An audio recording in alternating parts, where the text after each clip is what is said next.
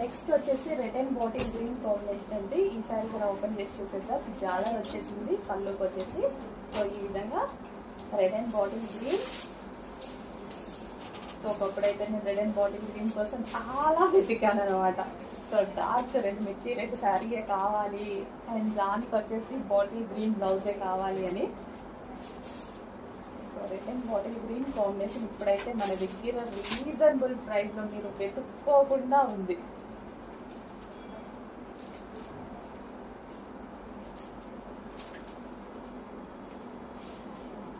So ఈ విధంగా red and bottle green combination చాలా బాగా కనిపిస్తుంది కదా. సో నీట్గా కట్టుకుంటే చాలా బాగుంటుంది. డెఫినెట్గా టైం ఉంటే నేనైతే కట్టుకొని చూపిస్తాను. సో మంచి కలర్ కాంబినేషన్ వచ్చింది, మిస్ అవ్వద్దు. 2 కలర్స్ కూడా ఎక్సలెంట్.